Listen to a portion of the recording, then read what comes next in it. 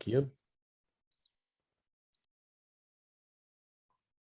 All right, so we are good to go. If you're ready, I'll count you in. You ready, Michaela? Yeah. All right, let's have some fun. Smile. Come on, let's have some fun. All right, Matt, we're ready. All right, here we go. Have a good segment. Here we starting in 5, 4, 3, 2. Welcome to this week's edition of Next Steps Forward. I'm your host, Chris Meek. As always, it's great to have you with us again. We have 2 guests today. Our first guest is Michaela Rubinfeld. Michaela spent half her life traveling between the United States and China. She's pursuing a Master of Science in Foreign Service at Georgetown University with a concentration in science, technology, and international affairs. After finishing her studies, she aspires to serve with the State Department to forge strong relations with other countries and ensure a safe future for future generations to come. And later, we'll be joined by Command Sergeant Major Andreas Williams. Michaela and Andreas are both recipients of SoldierStrong scholarships as they continue their education. Michaela Rubinfeld, welcome to Next Steps Forward. Hey, Chris, thank you for having me. I've been looking forward to being on the podcast. No, likewise. Thanks for your time. And I'd be doing a disservice to my beloved alumni. You know, we had this issue before, Georgetown, Syracuse. Just want to get that out there. You're still a nice person, even though you're Georgetown, but we'll just leave it at that. We won't talk basketball today. That's all right. That's all right with me. All right. Well, again, thanks for being with us today. You know, I said in the open that you spent half your life traveling between the United States and China. What led you to dividing your time between these 2 countries? Yeah, Chris. So I had a pretty diverse upbringing, growing up and traveling between my hometown in New York City and then Shenzhen, China. I moved there in 2004 with my father, who is an optometrist, but he's also an international businessman. And in 2004, China, Shenzhen, Southeast China specifically started opening up into a free economic zone. So my father opened a manufacturer of optic lenses. And so I lived there for a couple of years. My stepmother is also Chinese from Sichuan province, which is in the west coast of China. And my little sister is about to be 16 years old, and she's half Chinese. My biological mother is half Korean, so I have a lot of Asian culture in my history and background. So it's safe to say that it has become a large part of my childhood and my professional growth. So to that point, you've had a very rare and in-depth view of China that few Americans have had, or certainly will ever have. Meanwhile, having lived in China, you've looked at the United States through a different lens than people who have lived here all their lives. Compare and contrast the 2 countries, please. Yeah, so when I was younger, and like I said, I moved to Shenzhen in 2004, there was only one skyscraper. And Shenzhen is in mainland China across the Hong Kong harbor from Hong Kong. So because it was still relatively new, there was a very small expat community. When I first moved there, actually, I would often get stopped in the streets and I would have local Chinese people take pictures with me because it was very brand new. What I think really characterizes China is that how quickly and how rapidly it grew in the past 2 decades. So Shenzhen is a hot point of conversation because it went from one skyscraper to a whole skyline within a few years. And witnessing that growth firsthand really was surprising. And I think that what it signified to the international community was that China's integration into global affairs was going to bring promise to everyone, including the local Chinese population, and be a win-win situation for everyone. Just touching back at the beginning of that, you mentioned how people would take their picture with you. And I'm asking for a reason. How did that make you feel? You know, my wife and I went to Egypt for part of our honeymoon. You know, we're both Caucasian. I'm 6'3", 210. She's got blonde hair. And the same thing, people would stop to have their picture taken with us. And I remember one time this mother had a picture, asked for a picture, and she had her, I don't know, maybe her 7-year-old son. The kid was in front of me. He looked up and he looked terrified at me, like I was the devil or the boogeyman. And so it was just a weird concept to do that. How did you feel when that happened? I was 10 years old at the time, and I didn't think anything of it. I felt so welcomed in Shenzhen by everyone. And contrary to what we see in the news today, mind you, there's a lot of difference, a lot of growth, a lot of change that China has underwent. It was under a different premier at the time, or prime minister. It was Hu Jintao, and he was there until 2012. Now we have Xi Jinping. But at the time, it was just very open and welcoming. And I actually was bullied as a child in New York City. Not that it really bothered me because I was always just that pariah. I always did my own thing. But coming from that kind of environment and going to China where I would get swarmed and circulated by Chinese kids at the pool, it was a really nice change of pace. What's your assessment of the technology race between the United States and China? Where are we ahead? Where are we behind? And what keeps you awake at night as you think about the future? Yeah, so it's interesting. In my program at Georgetown, I'm concentrating on science, technology, and international affairs. And I'm currently taking a science policy matters class that tackles this very issue. We are concerned about the emerging technology race between the two countries. I think that there are two sides to a coin. I always think that competition, healthy competition, is imperative for a free market to grow and develop.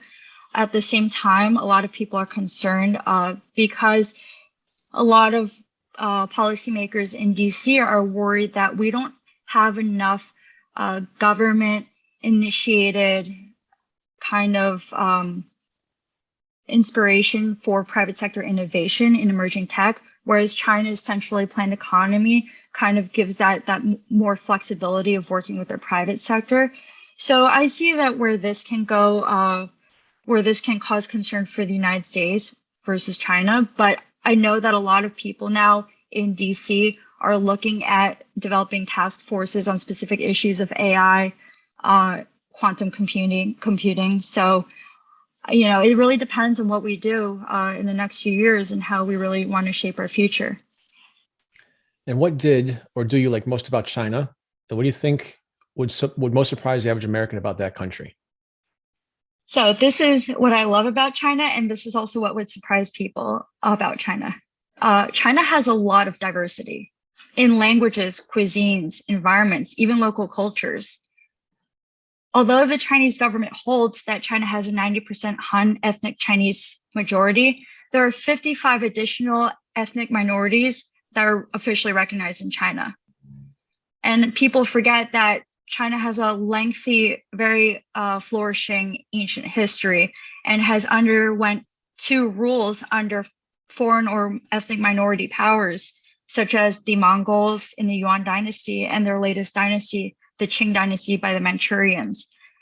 So in addition to that, China also has tons of Chinese dialects, some of which differentiate from each other as much as English to Italian. So there's a lot. And what concerns you most about the current relationship between the United States and China? I'm more concerned or most concerned about increased polarization between the US and China, especially unnecessary animosity between civilians.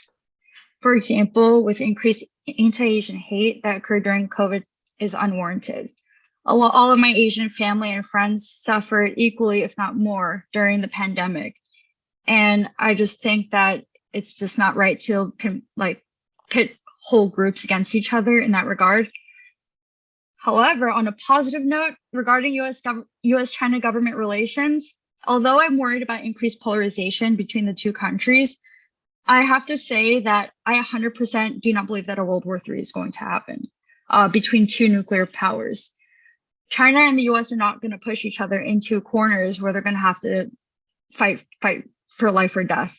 It's just not going to happen, especially with the notion of mutually assured destruction. So I think that because of the nuclear, I think that it's a gift and a curse to have nuclear weapons because it makes people, the US, China, the international community, hyper conscious in ensuring that nothing goes that far. And this isn't something we talked about, but given your field of study right now, given your military service, given your personal background, how do you feel the current war between Russia and Ukraine could affect, if at all, the US-China relationship?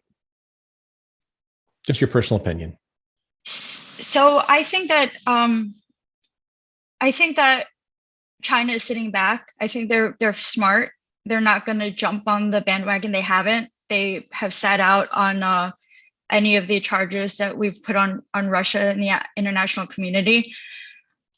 The main cause of concern is that China is closely watching this scenario because the U.S. China-Taiwan Strait relations are some kind of equivalent to what we were seeing in Russia and Ukraine. But I don't see how this is going to affect anything. China is very strategic. They're not going to jump on this just because of taking sides. They're going to sit back and when you call a spade, when someone does something illegal in the international community, it's hard to deny that that is the case. No, fair assessment. I appreciate that. Thank you. And one other thing we didn't talk about, but I've had several conversations over the last couple of years through COVID on this. Obviously the Black Lives Matter movement started with George Floyd at the very beginning of COVID. And then you just mentioned a few minutes ago, the anti-Asian hate crimes. COVID's been shitty for everybody, and we've gone through this together. And to have situations like that not only occur, but occur repeatedly, what can we do as just global citizens to start reducing, I'll call it just the hate in general, whether it be ethnic, whether it be race, creed, color, anything, just again, your personal opinion, what can we do? Someone who's, a young graduate student here, how can we make the world a better place? I think that we need to realize there's humanity behind everything. And it's not this or that. It's not right versus left when it comes to these kind of issues, especially with the Black community. I'm very independent on this. I'm very practical. If it's something that's affecting, if there's imbalance in one community over another, I think that it's safe to say that we are supposed to dissect all of the issues, whether they're structural, whether it's history, whether it's negligence on intentional or not on other parts of the system that are causing these discrepancies. I also think that we need to be able to critically analyze all of these different moving parts because it's not so simple.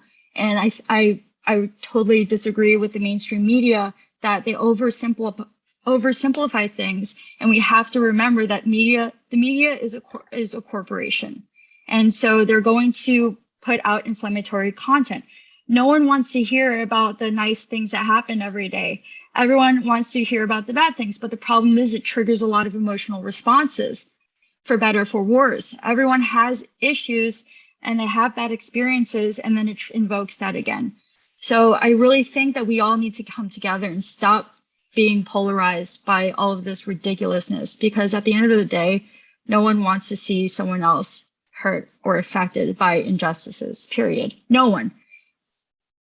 Well said. Thank you for that. And I love 2 points you made in there. First of all, it's your DNA. You mentioned critically analyze. So I love that, but I totally agree with that. And then before the show, you were mentioning how you look back at some of our previous episodes and you said, Chris, you actually have real content, unlike, mainstream media. And you just hit the nail on the head. Mainstream media, they're corporations. They've got shareholders. They've got left or right in terms of their viewership. And again, to your point, they're looking for the negative and the bad of the day to increase that viewership, as opposed to reporting actual news. Yes, and to be honest, if it's CNN or Fox, because everything is so extreme in the news, I'm glad that they're both there, because you have two extremes, or like different extremes that are balancing each other out. But I like the internet and watching content like yours and other content and picking and choosing to hear from people who don't have stakes in getting views or financial gain. So I really appreciate that. Well, thank you. All right, back on track here to our conversation. I took you off the path here. You've been in the Air Force Reserves for 3 years and plan on continuing to serve in the future. First, I want to thank you for your service. Second, what is it about the Air Force Reserves that caused you to choose that branch as a way to serve our country? Thank you, Chris. I also want to thank you for yours, for what you're doing for us and the greater veteran community and for our country. Thank you. So I enlisted in the Air Force Reserves a year after graduating from college because I always respected the uniformed services and really wanted to jumpstart my career in public service. I was at the time working in import-export operations, and I was about to be stationed in our Shanghai office, making over 6 figures. And it was like the fork and the two paths, and I decided to jump ship and go for what I truly believed in. The Air Force Reserves provide me with the opportunity to get my feet wet in intelligence and in national security. So I figured that would be a good starting point for that. And afterwards, all of the opportunities in DC opened up. So I really appreciate that. Awesome. And right on cue, as I mentioned before, my dog is barking as the mailman is here. So hopefully that's not too much background noise. You serve as an All-Source Analyst.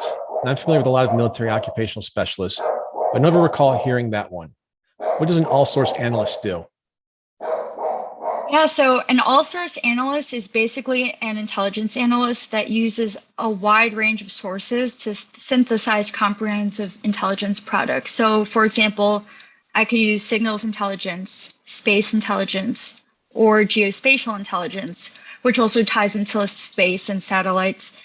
And then I could couple all of that information with human-derived intelligence, so think like your 007s, to gain substantial knowledge on a specific topic to present my findings to high-level officials. We're also known as like the jack of all trades, master of none, and I figured this would be a perfect way to start my career since I was totally in the dark about everything. So I really enjoy it. There's so much talk about the right job market right now, and it makes me wonder, with so many job opportunities out there, if young people aren't giving much consideration to careers in the military. To paraphrase the old car commercial when we talk about today's military branches, this isn't your father's Army or Air Force or Navy Marines. Would you make the case for just that in terms of considering a career in the military? 100%. Look, I enlisted after college, and if I could go back, I would have enlisted in the reserves or guard before going to college. First of all, I think that it just, the military training instills a lot of bearing, responsibility. It instilled in me a lot of characteristics that I feel would have carried out very well in college. Second, a lot of states, if not all, provide full tuition assistance for state colleges. So I would have really benefited from that at the time. Another thing to note is that during the pandemic, I spoke to a lot of my colleagues who are reservists as well, and everyone was worried about the economy plummeting and losing jobs. Luckily for us, we were all able to get on full-time active duty orders during that time. So it's a really nice cushion to fall back on, and you're always working on very important missions too. During your time at Georgetown, your concentration has been on emerging technology and focusing on ethical applications of blockchain technology in an increasingly digitized society, and that's a mouthful. For our non-techies in the audience, explain what that means and why that's important. Yeah, so blockchain technology has been coined Internet 2.0 by the greater community. It's still in its very infant stages of development. So we're being very careful in Georgetown in the Department of Computer Science, and we're working on it and trying to ensure that everything goes smoothly as it gets adopted into mainstream society. Now, so what I worked on specifically was digital identity. And I have a really good analogy that my professor mentioned, or my professor used. When we go to a liquor store and we have our ID and we present it to the cashier, all he needs is our photo and our birthday. He doesn't need to know our hair color, our eye color. He doesn't need to know where we live. So imagine you black that out and he only sees what he needs to see. Now you take it and you put it back in your pocket and you leave. He doesn't still have access to that information. That's basically the same thing that we want to do with digital identity, is that you can create your identity from a trusted third party or trusted authority, and then you use it to sign up for online services, and then you pull back your credentials when you're not using those services anymore, so they can't sell all your data. You don't have to give them everything, like your blood type and everything, when you're signing up for these services. So that's the same concept. We've mentioned you're pursuing your Master of Science in Foreign Service at Georgetown, but your concentration is in science, technology, and international affairs. There's been a greater awareness of the need for more women in STEM field, which is science, technology, engineering, and mathematics. From a gender perspective, are your science technology courses fairly balanced? Yes, I was surprised to see that there is a perfect balance of men and women in my classes. I think that our program is perfect for bridging the gap for people who don't have STEM undergrad degrees. And we also have a lot of autonomy in creating our own curriculum. So I have a lot of STEM courses in my curriculum, as well as foreign service courses and language courses. I think that the greatest part of this is that it is a Master of Science in Foreign Service, and it has opened up a lot of doors for me in STEM related fields. For example, I received an internship offer with SAIC, which is a large government contractor for space engineering. an internship offer for cybersecurity engineering. And then I was invited by the National Reconnaissance Office, which is the space intelligence agency in the government, to apply for general engineering positions. They're actually willing to train people who have some kind of STEM knowledge to train them into full-blown engineers. So we're seeing a lot of transition or transformation in the job market in general, but Georgetown absolutely has opened up everything for me. And well-deserved. And what are your thoughts, do we need to get more women involved in science and technology?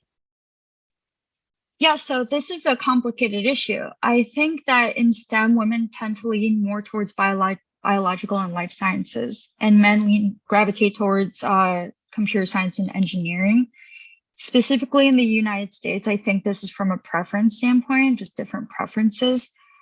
But what I can say is that to tackle this issue from a sociocultural place, I really do think that we should dismantle our very narrow focused institutions and give more autonomy to individuals to choose what kind of courses they want to take and devise their own curriculums.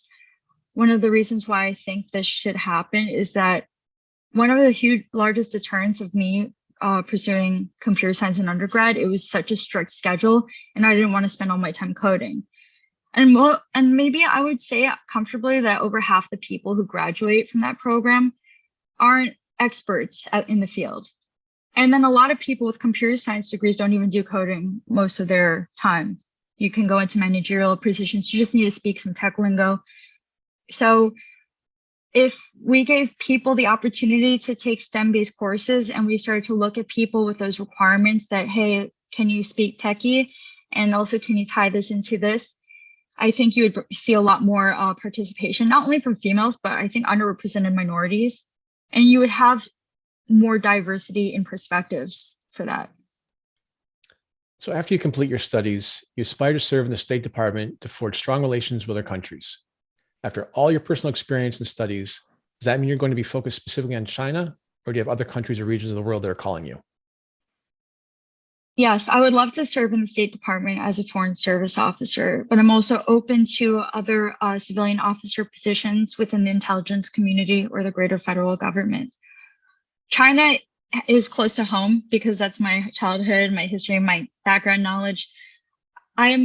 I love traveling and I love the world and I love learning different languages and cultures and I love history. So I am very open to going anywhere. And I know that's fully loaded. It's like, be careful what you wish for. No, whatever comes my way, I will accept it and I will learn and then I will grow from it. I just love learning. So anywhere.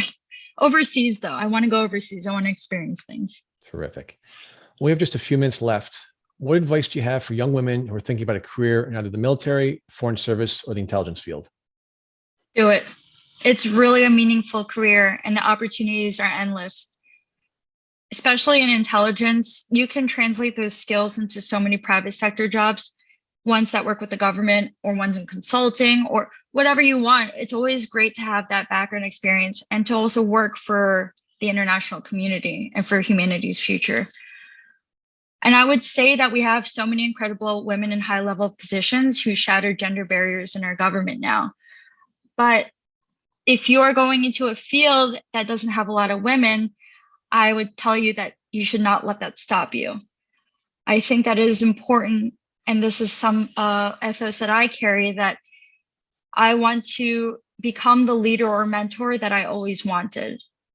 And it's very empowering to think like that because one day I'm going to have a female under me and I can tell her the exact same thing so that she doesn't feel that she can't go into male-dominated industries as well.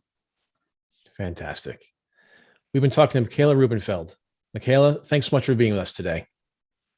Thank you so much, Chris. And best of luck in your endeavors. Look forward to seeing what happens once you get the graduate degree from Georgetown. We'll be back after the break with our second guest, Command Sergeant Major Andraus Williams. Okay, good. We're all clear. Thank you.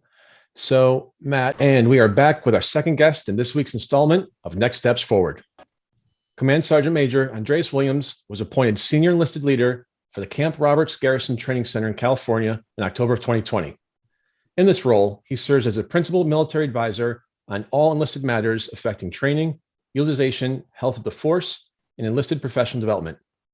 A native of St. Louis, Missouri, Command Sergeant Major Williams served 5 years on active duty prior to joining the California National Guard. His combat and stateside tours of duty include Operation Uphold Democracy, Operation Noble Eagle, Operation Iraqi Freedom, Hurricane Katrina, Operation Jumpstart, which was a border mission, Operation Enduring Freedom in Afghanistan, as well as multiple wildfires and floods in support of FEMA Region 9, Homeland Response Force, and defense support to civil authorities throughout the United States.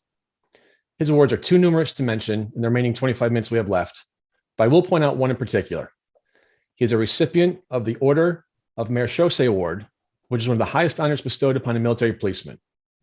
He holds a Bachelor of Science in Criminology and Criminal Justice, magna cum laude, from Arizona State University, a Master's in Leadership and Community Engagement from the University of Texas at El Paso, and most importantly, he is one of my classmates pursuing his doctorate degree in Organizational Change Leadership at the University of Southern California.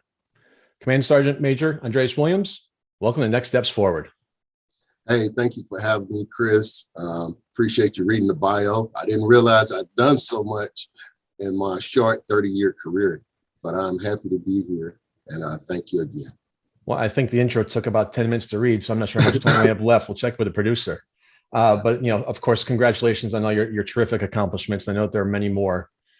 So let's start with, you've made a career of military service. First off, thank you for your service. And second, why did you choose to join the Army, and what convinced you to stay to make it the extraordinary career that you've had?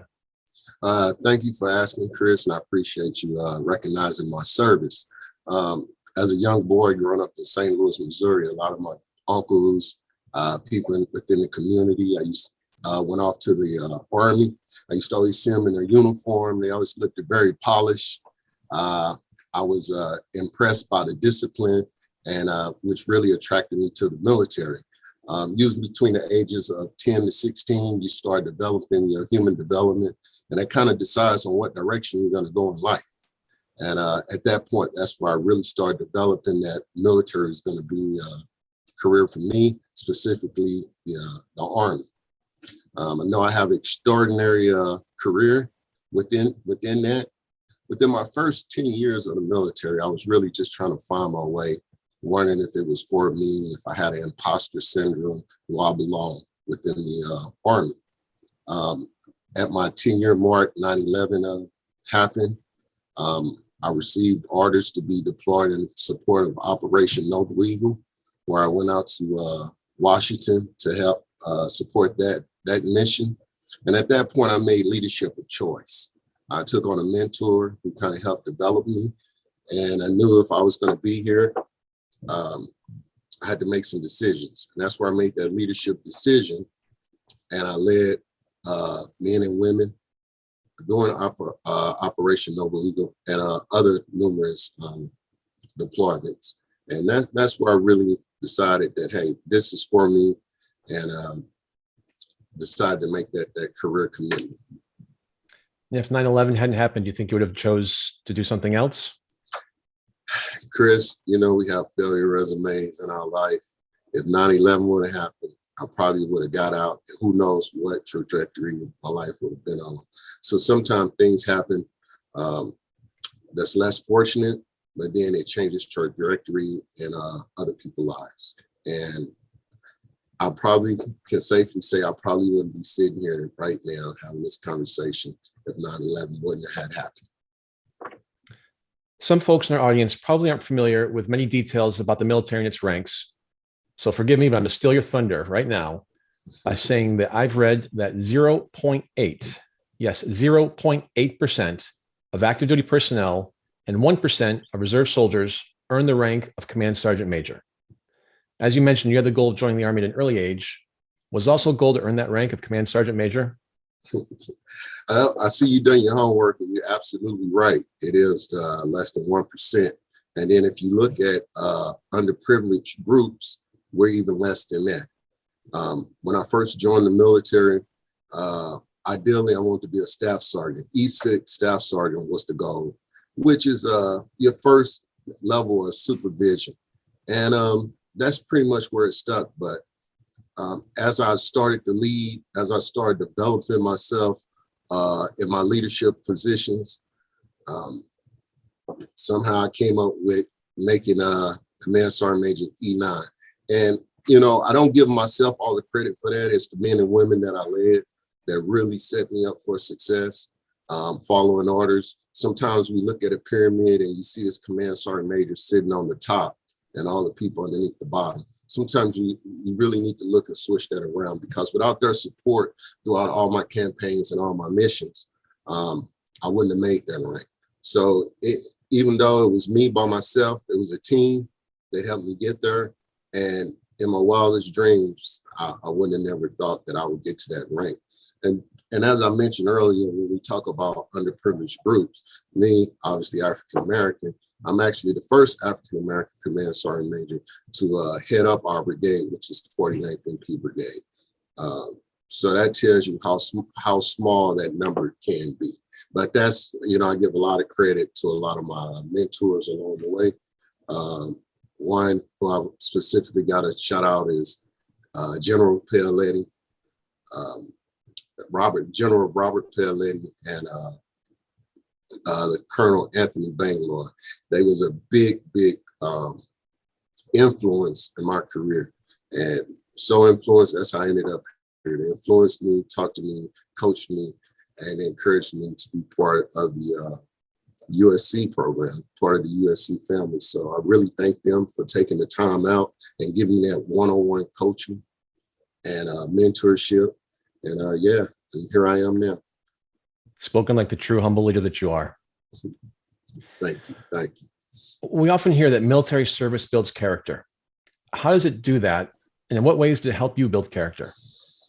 Wow, you got some pretty good questions there. With with the military, they teach you the Army ethos or the Army values. And one of those is providing a selfless service. Throughout my character, that helped build my character was providing that selfless service. Nothing makes you feel better as a leader than encouraging other people to where they need to be in their growth and development.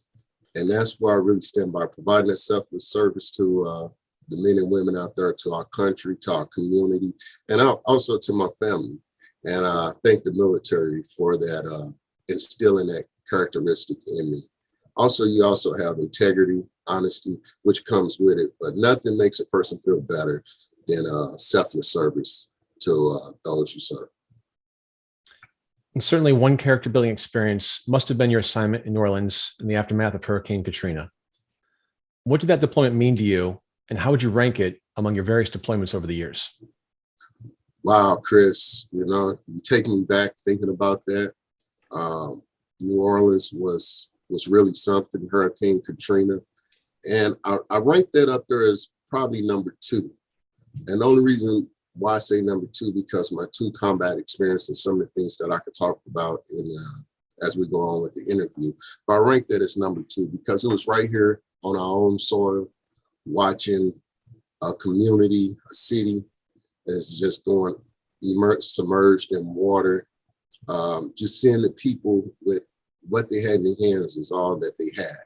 And when I went down into Katrina, I was there by day 3 after we got everything all set up by day 3.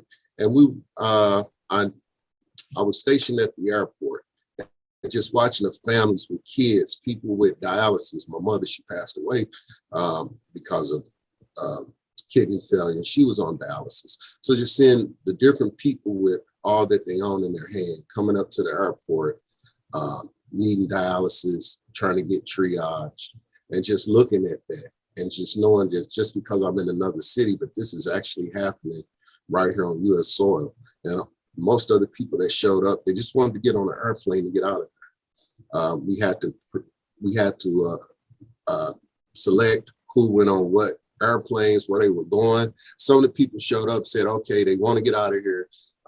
We took women and kids and said, all right, we got a plane that's leaving. We didn't even know the destination where the plane was going. So imagine you, Chris, with you and your wife, show up to the airport and you got to get on the plane and you don't even know the destination. All you know is you want to get out of there. The most we could tell them is going to Houston or it's going to Atlanta. I don't know. One going to California. We don't know. You have to get on it. So you got to make a split decision for you and your family at that moment with everything you own in your hand. I mean, just thinking about it just takes me back, and it took a lot of courage to stand strong and support the people with that, just to put them on a plane, not knowing where they're going. Families broken up right here on U.S. soil, right in the little city of New Orleans, which just a few months ago was hosting the Mardi Gras. People hanging out on Bourbon Street having fun. And now all these people have to make a split decision on where they're going, and they don't know the destination unknown. So that was really, really dear to my heart. But I was pretty impressed the way that the military handled it, the way that my men and women that served with me, the way they handled everything. We tried to keep everything intact, get the people out there as quickly as they can. The ones that needed dialysis, we tried to get them over to a triage. But then you have women there with babies with no formula. So little things like that you got to think of. Us working 2-3 days, going without eating, which food was there, FEMA was there, and it was big support. And it's a lot of red tape you got to cut through when those situations happen. We want to just take off, boom, and go, and you expect the military to show up. But then we also got to keep into consideration who's going to pay, where the money's coming from. And that's just a whole another thing that we got to get into. But we also have to think about having the resources lined up, because why are we going to drop 200 soldiers in here? We don't know where they're going. We're going to be useless to the people. So we have to make sure everything is set up so that we do add value, and we are an asset so that we can help the people as needed. So that's what New Orleans Hurricane Katrina meant to me. I mentioned you were also deployed to Eastern Afghanistan and in Iraq, where you trained Afghan police and soldiers and Iraqi police. What were those experiences like, and what similarities and differences did you see in the way that they viewed policing compared to your experiences here at home? Wow, that's a pretty good question. That was a lot that was happening because all this was back to back, and I was saying it. I was deployed during the initial invasion to Iraq, 2003. Like you said, yes, I was assigned to help to assist with training the Iraqi police. And one of the things was a language barrier. So I had to pick up on the language really fast, and I had to interpret it, had to push. That was constantly going out with me and my team. We had a team of 10, and we would take them on and do what you would call like a field training officer type of program, where we would partner one-on-one with the Iraqi police, and we would go out into the communities and show them how to enforce laws. But one of the things that was kind of challenging, some of the things we consider law is not law over there. So a lot of things you have to respect their religion. A lot of them are religious laws that they follow that we do not. And then you have to remind yourself, you are American, although on their soil, we're here to support them. So we want to support their rules. So a lot of things that I found that may be illegal here in the States was legal there. Some of the things that I found legal here was illegal there. For instance, you kissing your spouse in public, holding hands with someone walking down the street. A lot of those things is uncalled for. And if they seen a boyfriend, girlfriend, two young adults, 21, 22, out kissing, that would get you thrown in jail. You had spouses locked up because the husband accused them of adultery, and so you had to deal with that. And then just some of the little small things that they didn't have that we take for granted, toilet paper, little things like that. But it was an experience that I would never forget. I enjoyed learning from them, eating with them. I mean, we had MREs. We go 3-4 days eating MREs, which is a meal ready to eat, already prepared. So, but a few times, when the Iraqis really built a love for you and a connection, they wanted you to have chai with them, which is tea. You had to sit down and eat with them. They wanted you to, and you really couldn't say no, because you had to build that bond. And if they kill a goat right there in front of you and we're going to cook it, be prepared to eat it. So hopefully your stomach's ready to handle it. So one of the things I can say, I did I did build up my immune to handle certain things that normally I wouldn't. Got an opportunity to talk to some of the Ba'ath Party members. Ba'ath Party was a bad thing when we went over there, but some of them were locked up in the Abu Ghraib when I was there. And you would talk to these Ba'ath Party members, and they was fighting for their country the same way we were fighting for ours. And after a while, you spend time with them, you start building this relationship with them. But also, you don't want to build no Stockholm syndrome and start thinking one way, but really just understanding that they have a political way that they do things, and they consider us a Western way we do things. And just talking about some of the differences that we have with each other. People are always fascinated with what's called the brush with fame. That's when we cross paths with a famous person. You actually had two brushes with fame, one in Afghanistan with one of your military heroes, and the other in Iraq with a very well-known broadcast journalist. Give us the details of those two experiences and what they meant to you. Oh, wow. You really did your homework on me. The biggest one was with Dan Rather. I grew up watching Dan Rather on 60 Minutes with my grandmother all throughout the years. So I was always a fan of his reporting. When I was in Iraq, at Abu Ghraib, we had newscasters coming in and out, news, and one day, lo and behold, Dan Rather showed up. And he actually hung out with us for a few days at one of the traffic control points that we had set up out in front of Abu Ghraib. So I found that very interesting that he would be out there with us the whole time. So they actually out there, boots on the ground, right there with us. Had an opportunity to take him on patrol a couple times. Got in a lengthy conversation with him, just knowing who he was.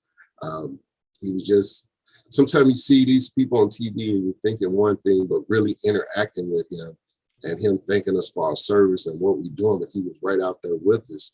It really made me have a different respect for him. And one of the things I did get to tell him was how me and my grandmother used to watch him on TV in the younger years, and I would never thought that I would have the opportunity to meet him in a war zone.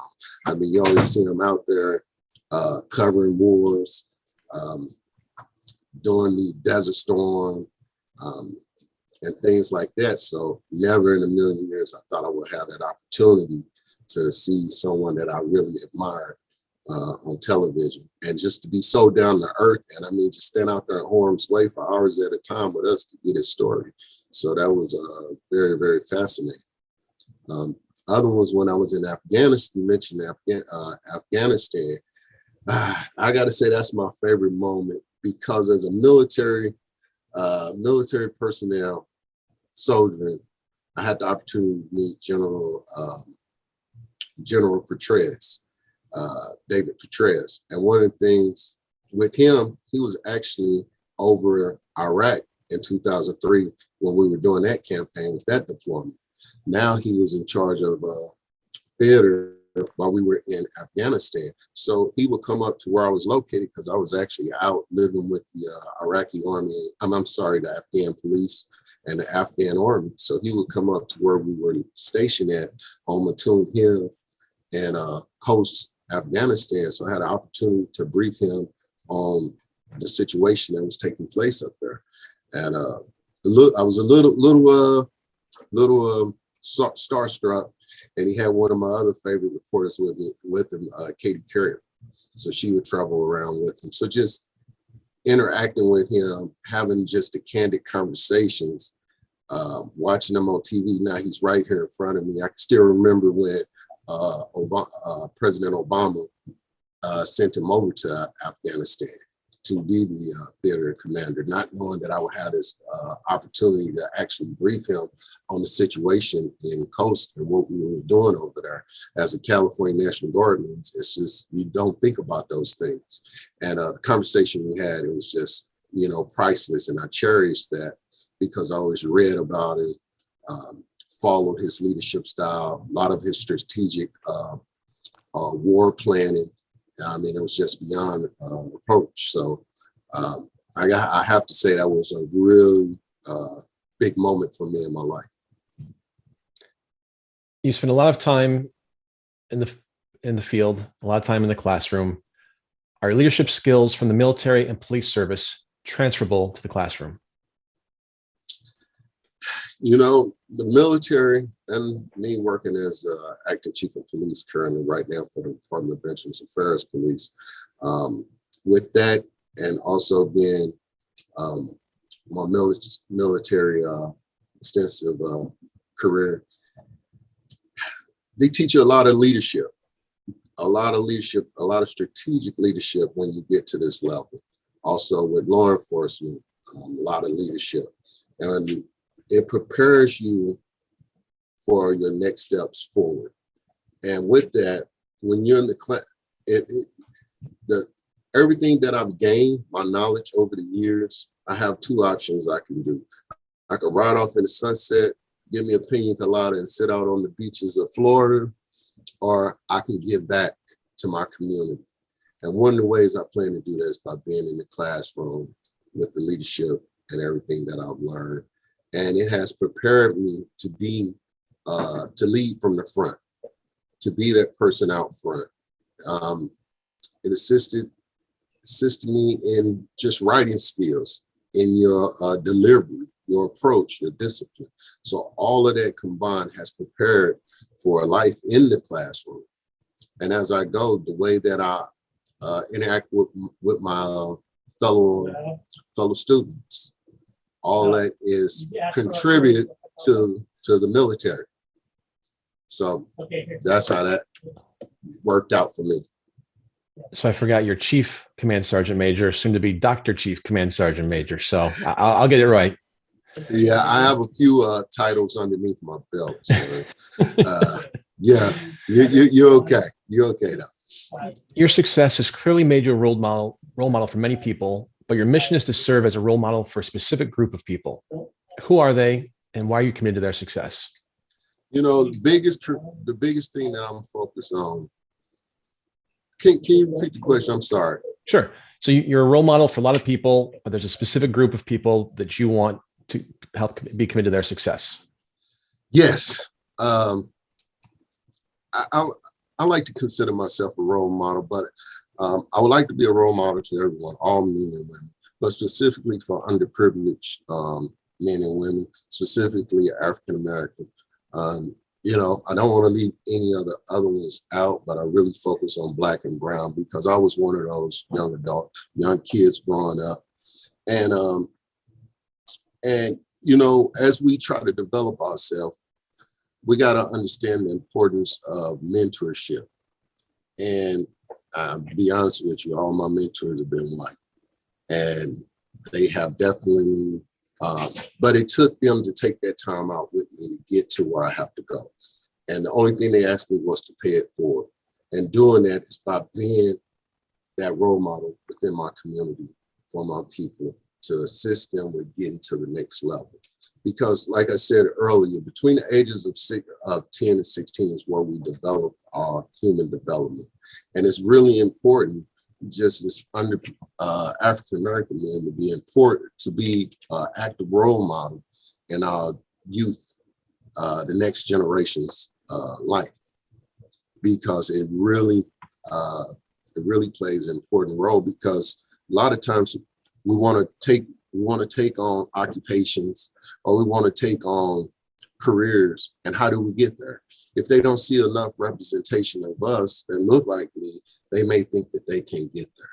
They don't know how to get there. I mean, when you, Chris, had talked extensively about this, I mean, you can only go so far with you and I that you can teach me, or I could teach you, but sometimes you need to bridge that gap. When we think about the gap analysis, how do you bridge that gap? Sometimes you want to feel comfortable talking to somebody that looks like you. I want to be comfortable with talking to somebody that looks like me. And the reason being, because it may be personal things that you may not relate to. You can understand being a friend, you understand as a human, you can have compassion for me, but certain things, you just need that person that reminds you of you, that you can share that with. So my goal is to really push that agenda within the community of Black and brown men. Command Sergeant Major Andraus Williams, we're out of time. Thanks so much for being with us. Thanks to our listeners. We'll see you same time, same place next Tuesday. Until then, keep taking your next steps forward.